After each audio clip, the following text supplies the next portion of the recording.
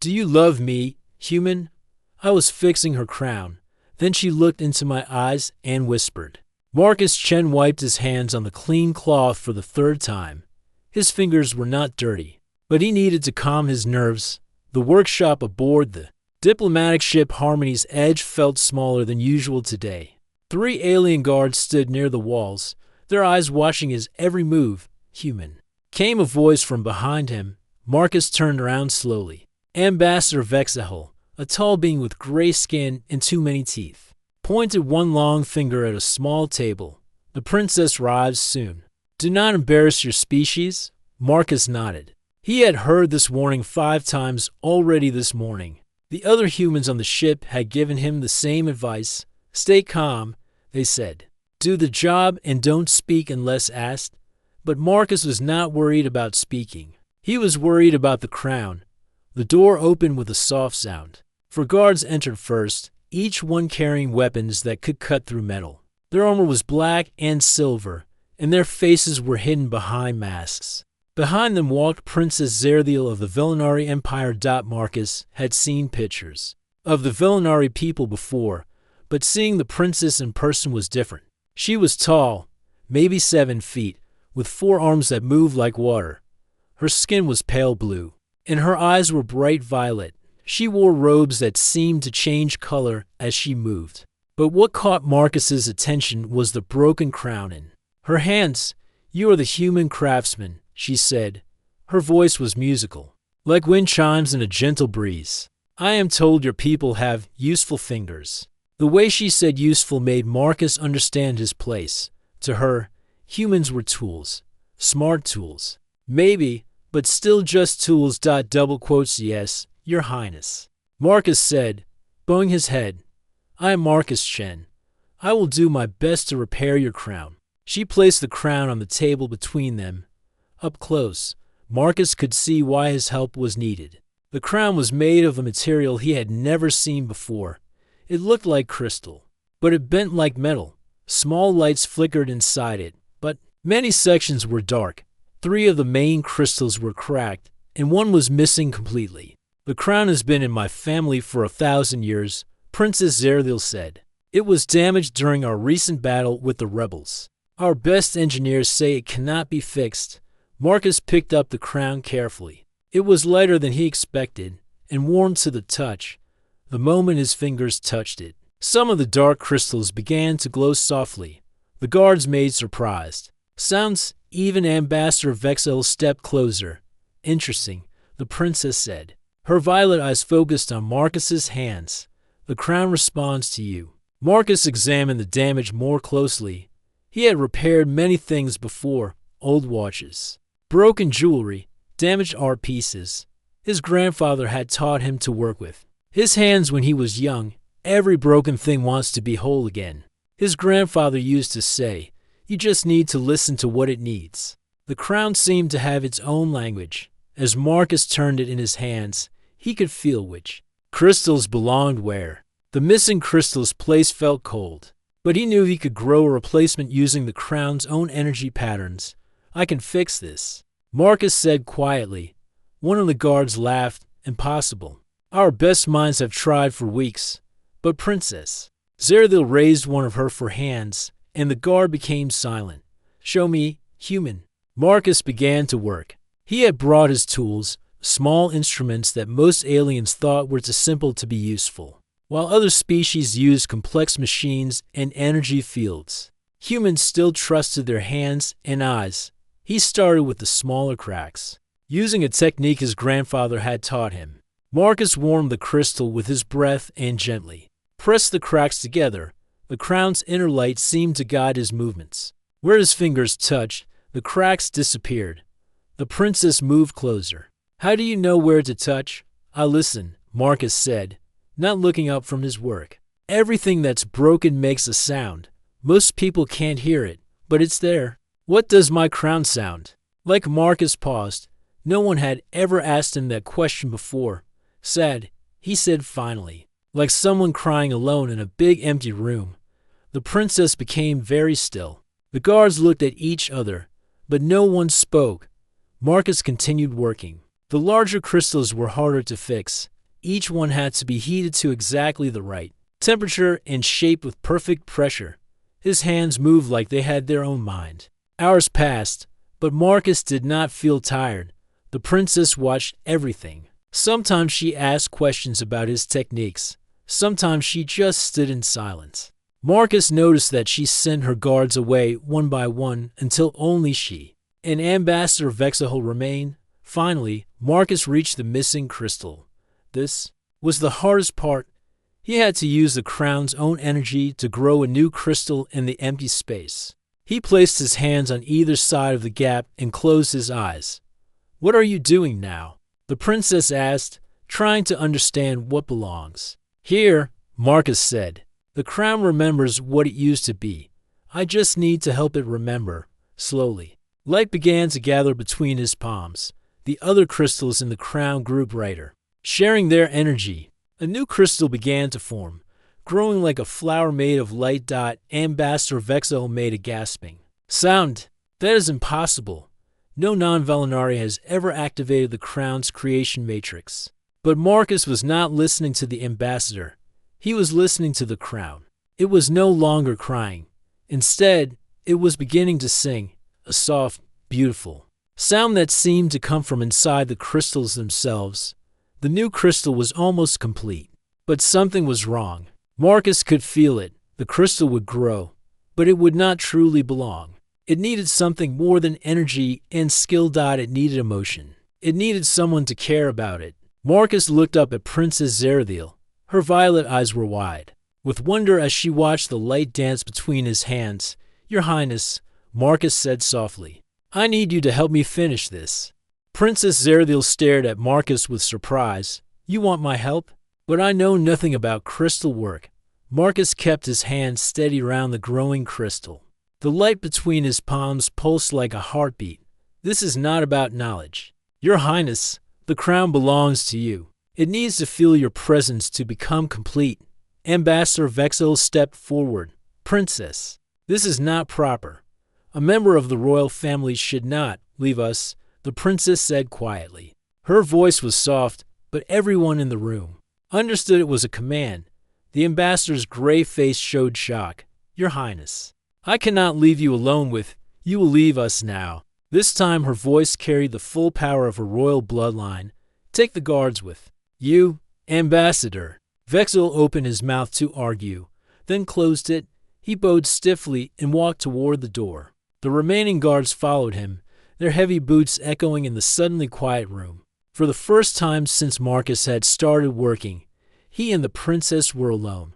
"Place your hands near mine," Marcus said gently, "not touching, just close enough that the crystal can feel both of us." Princess Zerathiel moved her upper hand slowly toward the crown. As her fingers came near the growing crystal, the light became brighter. The singing sound from the other crystals grew stronger.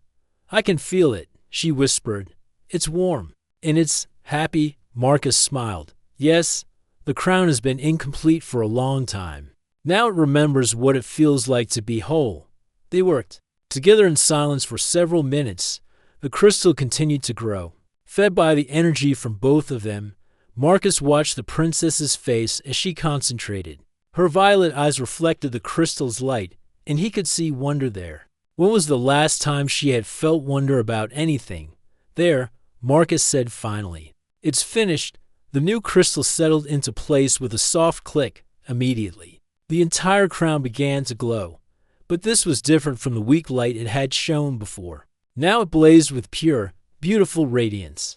The singing sound became a full melody that filled the workshop with music. Princess Zerathiel gasped and stepped back. "I have never seen it do that before. Not even when my mother wore it." Marcus lifted the crown carefully and examined his work. Every crystal was perfect. Every crack was healed.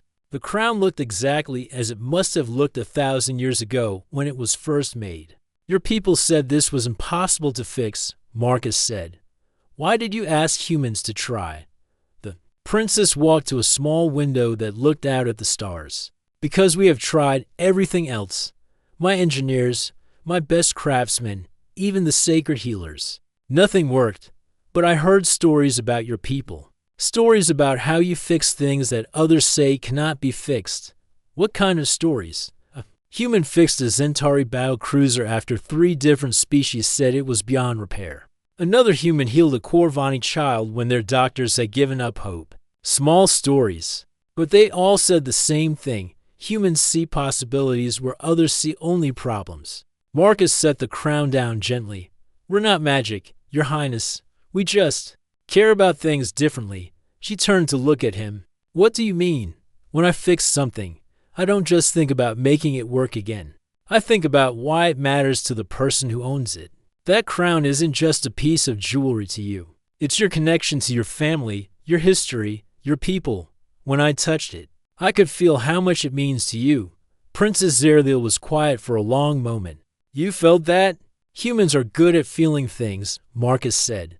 Maybe that's why we can fix what others cannot. We understand that broken things don't just need new parts. They need someone to care about making them whole again. The princess moved closer to the crown. The crystals responded to her presence, their song becoming softer and more personal. For my people, emotion is considered a weakness. We are taught to control our feelings, to hide them, to use logic instead. That seems lonely, Marcus said quietly. She looked at him with surprise. Lonely? To never show what you really feel. To always have to be strong for everyone else. That must be very hard. Something changed in the princess's expression. For just a moment, the royal mask slipped, and Marcus saw the person underneath. She looked tired. More than tired, she looked like someone who had been carrying a heavy weight for too long. You are the first person who has ever said that to me, she said. Marcus picked up the crown again. Would you like to try it on, to see if the repair worked properly? She nodded and knelt down so he could reach her head. As Marcus placed the crown on her head, his fingers accidentally brushed against her hair. It was softer than he had expected, and warm. The moment the crown touched her head, everything changed. The crystals exploded with light so bright that Marcus had to shield his eyes. The singing became a symphony that seemed to shake the walls of the ship through the floor. They could hear surprised voices from other parts of the vessel. But inside the workshop, Marcus and Princess Zerdiel stood in perfect silence, staring at each other. The crown is not sung like this for 3 generations, she whispered. My grandmother told me stories of how it used to be, but I thought they were just tales. Maybe it needed someone who understood both strength and gentleness, Marcus said. Your people are warriors, but you're also capable of great beauty. The crown knows this. The princess reached up and touched the crown with one hand. How can you see these things about us when you have only been among my people for a few days? Because humans look for the good in everyone we meet. It's how we survived when we were weak. We learned to find friends instead of making enemies. And now, Marcus smiled. Now we're still looking for friends. We just travel between stars to find them.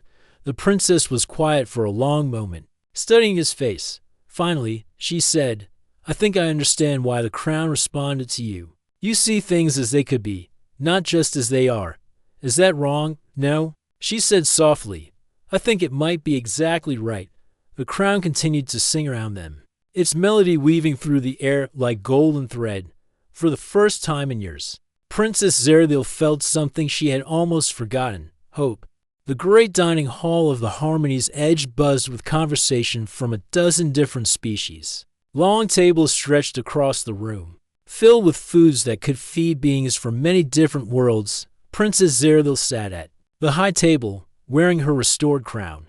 The crystals caught the light and filled the hall with soft music. Marcus sat with the other humans at a smaller table near the back. He felt uncomfortable in his formal clothes. But Captain Rivera had insisted.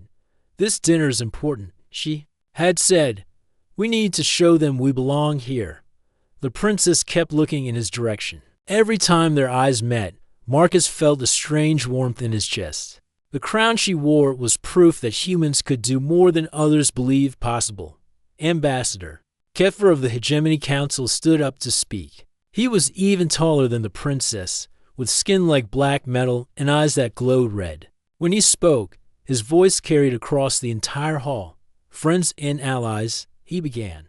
We gather tonight to celebrate the completion of our trade agreements. The Hegemony Council is pleased with the cooperation we have seen. Polite applause filled the room.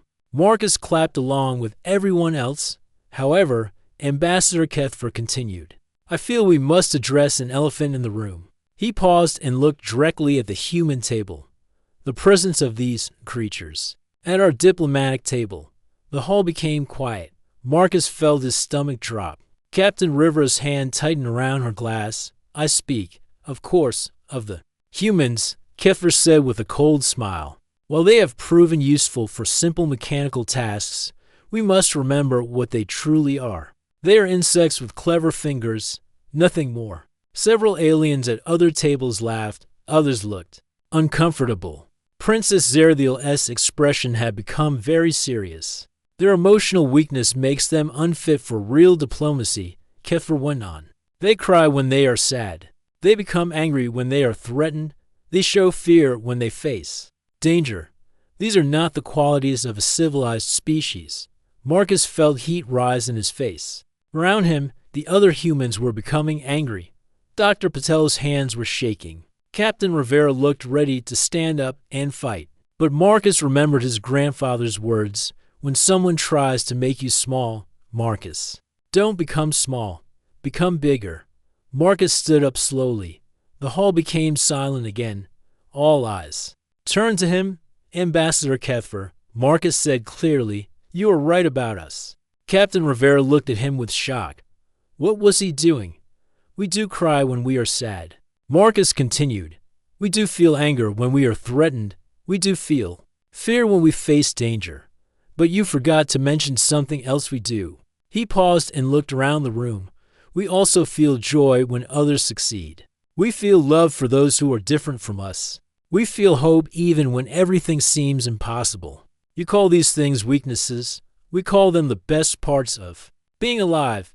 Ambassador Kethfer's red eyes blazed with anger. You dare to lecture your betters. Insect, I'm not lecturing anyone, Marcus said calmly. I'm just saying that being able to feel doesn't make us weak. It makes us human. He sat back down. The hall was completely silent for several seconds. Then, quietly, someone began to clap. Marcus looked up and saw Princess Zerthiel applauding. One by one, other beings joined her. Not everyone, but enough to matter. Ambassador Kethfer's face showed his rage. But he could not argue with a royal princess. He sat down without another word. The dinner continued, but the mood had changed.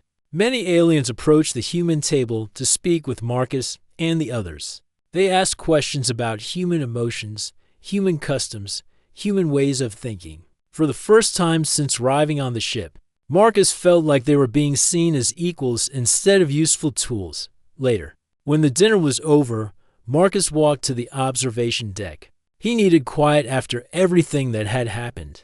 The deck was a large room with windows that showed the stars. Usually it was crowded, but now it was empty. Marcus stood looking out at the galaxy and thinking about home.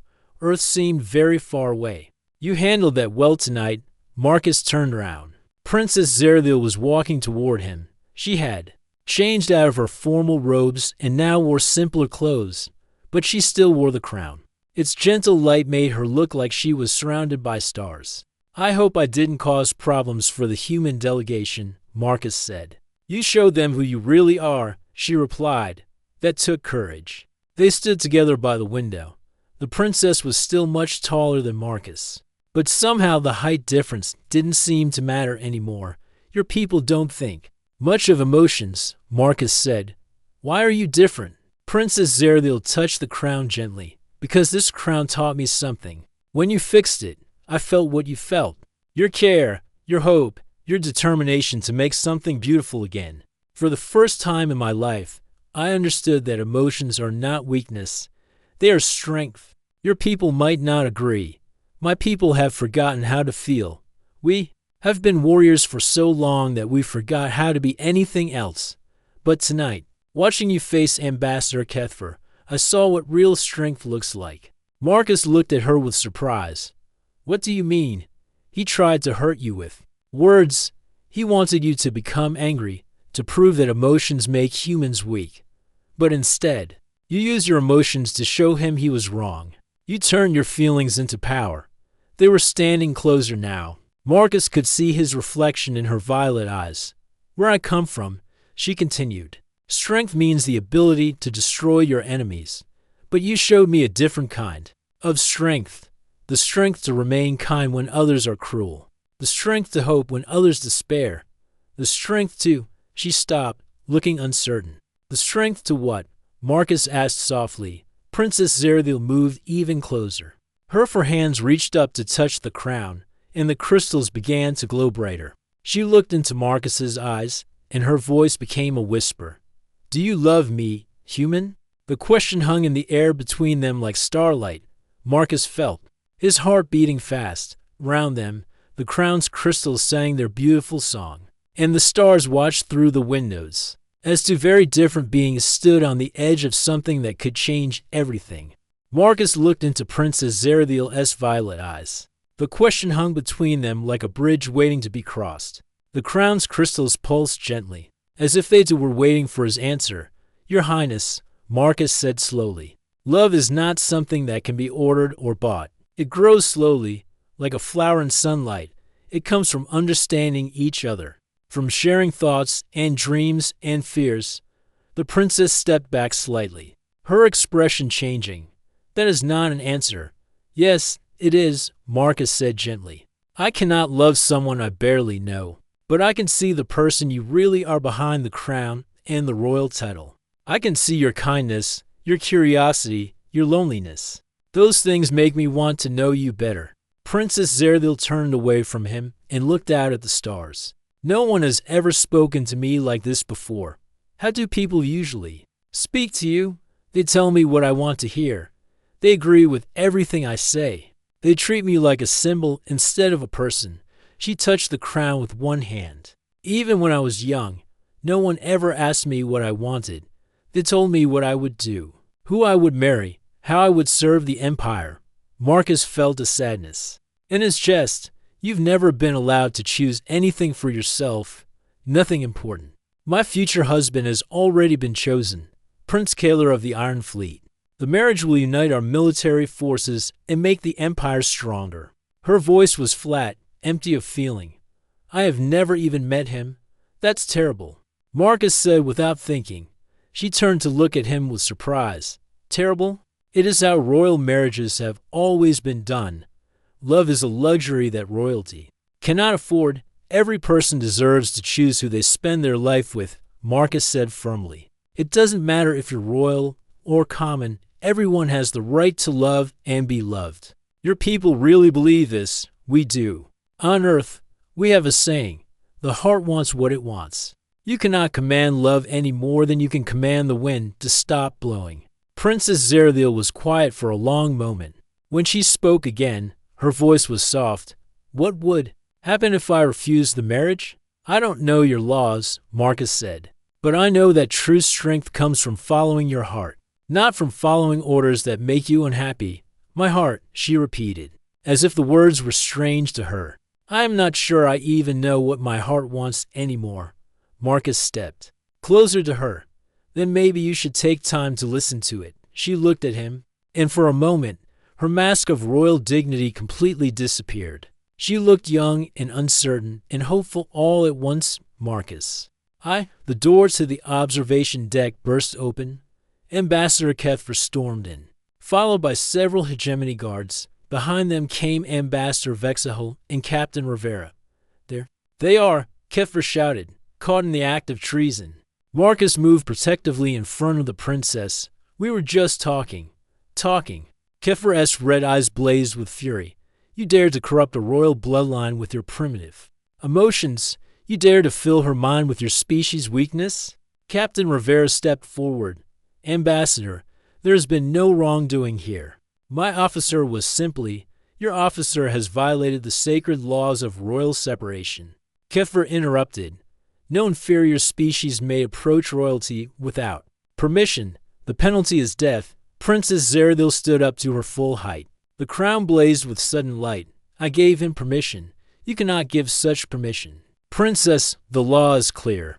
This human has contaminated your thoughts with his emotional poison.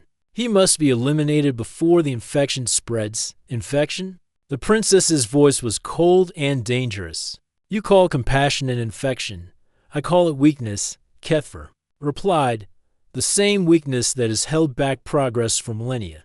The hegemony exists to eliminate such weaknesses from the galaxy. Marcus felt anger rising in his chest, but he forced himself to stay calm. Ambassador, with respect, emotion is not weakness. It takes great strength to care about others. Silence. Kefir pointed at Marcus. You will be executed at dawn. Your contaminated influence ends now. Captain Rivera moved to stand beside Marcus. I cannot allow you to harm one of my people. Then your people can join him in death, Kefir said coldly. The human delegation will be removed from this ship and left on the nearest uninhabited planet. Princess Zerdil took a step forward. The crown's light became so bright that everyone had to shield their eyes. No, Princess, you forget yourself. I forget nothing. Her voice carried power that made the walls shake. I am Princess Zerdil, heir to the Velinari throne, and I invoke the ancient right of trial by worth. Everyone in the room became completely still. Even Kefir looked shocked. You cannot be serious, he said finally. I am completely serious. This human will face the trial of worth. If he succeeds, it will prove that his people possess true strength. If he fails, she looked at Marcus with sad eyes. Then the hegemony can do what it wishes. Princess, Marcus said quietly, what is the trial of worth? Ambassador Vexahel answered, his voice shaking. It is an ancient test that has not been used for 500 years. The trial involves 3 challenges that test the deepest character of a being. Most who attempt it do not survive. And if I refuse, then you and all your people die anyway, Kefir said with satisfaction. At least the trial gives you a small chance. Marcus looked around the room. Captain Rivera's face was pale. The other humans looked terrified. But Princess Zerdil was watching him with something that might have been hope. I accept, Marcus said. Marcus, no. Captain Rivera reached for his arm. You don't understand what you're agreeing to. But Marcus was looking at the princess. I understand perfectly. Sometimes the only way to prove that love is stronger than fear is to face the fear. Kefir smiled coldly. Excellent. The trial begins tomorrow at sunrise. Prepare to die, human. As the delegates filed out of the observation deck, Princess Zerdil approached Marcus one last time. Why? She whispered. Why would you risk everything for people you barely know? Marcus smiled. Because that's what humans do. We take care of each other. Even when it's dangerous, especially when it's dangerous, she touched his hand briefly. Then I pray that your human strength is enough to save us all. The trial chamber was unlike any room Marcus had ever seen. The walls were made of black crystal that seemed to absorb light. In the center stood a circular platform surrounded by seats, filled with representatives from dozens of alien species. The air hummed with strange energy that made Marcus's skin tingle. Ambassador Kefir stood at the edge of the platform, his red eyes gleaming with satisfaction. The human will face 3 trials, he announced to the gathered crowd. Each one will test the deepest parts of his character. If he fails any trial, he dies. If he succeeds in all 3, his people will be granted full diplomatic status. Princess Zerdil sat in the royal section, her crown glowing softly in the dark room. She had not slept all night. Marcus could see the worry in her violet eyes. Captain Rivera and the other humans sat together, their faces tense with fear. Dr. Patel was quietly praying. Lieutenant Shaw kept clenching and unclenching his fists. Marcus stepped onto the platform. The moment his feet touched the surface, the crystal walls began to glow. Images appeared in the air around him like holograms. The first trial, Kefir said, is the test of choice.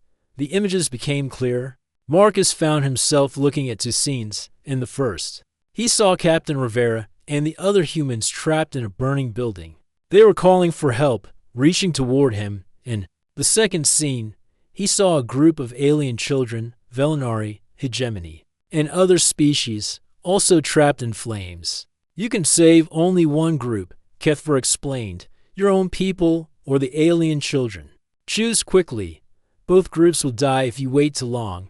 Marcus looked at the two scenes. His heart told him to save his friends, his fellow humans, who had traveled so far from Earth. They were his responsibility. But as he watched the alien children crying in fear, he thought about what his grandfather had taught him. Every life matters, Marcus. It doesn't matter where someone comes from or what they look like. Life is precious. Marcus turned toward the alien children. I choose to save the children. What? Kethver looked shocked. You would abandon your own species? I would save those who need help most, Marcus said firmly. The children cannot save themselves. My people are adults who might find another way out. The images disappeared. Murmurs of surprise rippled through the watching crowd. Princess Zerdiel leaned forward in her seat. The second trial, Kethver said with growing anger, is the test of forgiveness. New images appeared. Marcus saw Ambassador Kethver himself, but younger. The scene showed Kethver's home planet being attacked by a terrible plague. His family was dying. He was crying and begging for help that never came. This being before you, the trial voice spoke, has caused you great pain. He has threatened your life and the lives of your people. He has shown you nothing but hatred. Now you have the power to punish him for all his crimes. What do you choose? Marcus looked at the real Kethver, then back at the images of his painful past. He understood now why the ambassador was so full of anger and hatred. I choose to forgive him, Marcus said quietly. The crowd gasped. Even Kethver stepped backward in shock. His anger comes from pain, Marcus continued. Someone who has suffered as much as he has doesn't need more punishment. He needs healing. The images faded. Kethver stared at Marcus with an expression of complete confusion, as if he had never seen anything like this before. The final trial, came the voice, now sounding uncertain, is the test of sacrifice. The last images appeared, and Marcus's heart stopped. He saw Princess Zerdiel standing at the edge of a cliff. Below her was a deep canyon filled with sharp rocks. She was hanging on by one hand, about to fall. To save her, the voice said, you must give up your own life. Step off the platform and fall into the darkness. Only your death can provide the energy needed to pull her to safety. But if you refuse, you will live and she will die. Marcus looked at the princess in the trial image, then at the real princess sitting in the audience. Her violet eyes were wide with fear, not for herself, but for him. Marcus smiled. This was not really a choice at all. I accept, he said, and stepped toward the edge of the platform. Stop. The voice came from Princess Zerdiel. She stood up in her seat, the crown blazing with brilliant light. This trial is false, she declared. The real test is not whether he will die for love. The real test is whether love can make us all stronger. She removed the crown from her head and held it high. The crystal sang with a music so beautiful that everyone in the chamber fell silent. For 1,000 years, my people have believed that strength comes from conquest and control. But this human has shown us a different way. He chooses to help those who cannot help themselves. He forgives those who have hurt him. He offers his life to save others. The crown's light spread throughout the chamber, touching every person present. This is not weakness, the princess continued. This is the greatest strength in the universe, the strength to love even when it is difficult. Ambassador Kethver fell to his knees. Tears were streaming down his face, the first tears he had shed in decades. I was wrong, he whispered. I have been so angry for so long that I forgot what it felt like to hope. The trial platform dissolved. Marcus found himself standing in a chamber filled with light and music. Representatives from every species were standing, applauding, many of them crying. Princess Zerdiel walked to Marcus and placed the crown back on her head. The trials are over, she said. You have proven that humanity's greatest strength is not your technology or your weapons. It is your infinite capacity to care for others. Marcus looked around the chamber at all the different faces, alien faces, that no longer looked alien to him. They looked like friends he hadn't met yet. So what happens now? He asked. Princess Zerdiel smiled. Now we learn. We learn to see strength and gentleness. We learn to find courage and compassion. We learned that the best way to protect ourselves is to take care of each other. She looked into his eyes, and this time when she spoke, her voice was strong and certain. And yes, Marcus Chen of Earth, I do love you, not because you are human, but because you have shown me what it means to be truly alive.